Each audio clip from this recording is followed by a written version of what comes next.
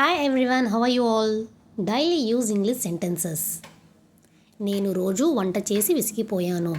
నేను ప్రతిరోజు వంట చేసి విసిగిపోయాను. విసిగిపోవడాన్ని అలసిపోవడాన్ని ఇంగ్లీష్లో టయర్డ్ అంటారు. I am tired of cooking every day. I am tired of cooking every day. నేను నీతో వాదించి విసిగిపోయాను. నేను నీతో వాదించి విసిగిపోయాను. విసిగిపోవడాన్ని టయర్డ్ అంటారు. వాదించడాన్ని ఆర్గ్యూయింగ్ అంటారు. I am tired of arguing with you. I am tired of arguing with you.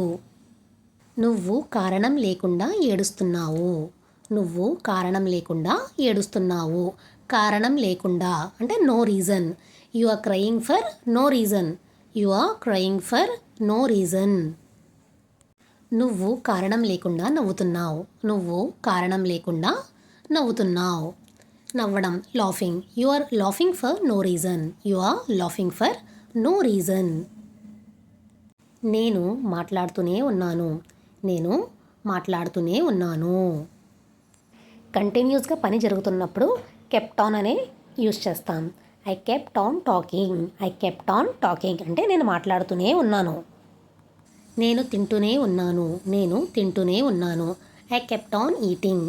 I kept on eating నేను ఆడుతూనే ఉన్నాను. ఐ కెప్ట్ ఆన్ ప్లేయింగ్ నేను చూస్తూనే ఉన్నాను. I kept on watching.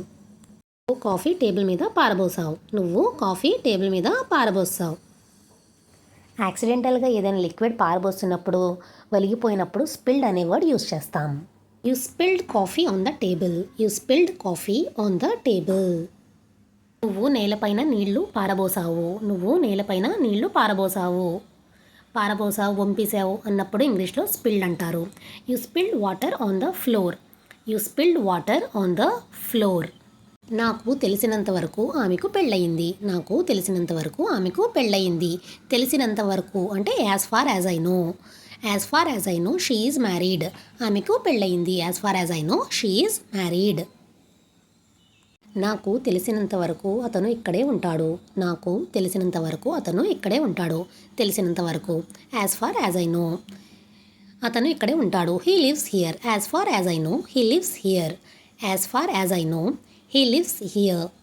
Thank you for watching. Like, share and subscribe my channel.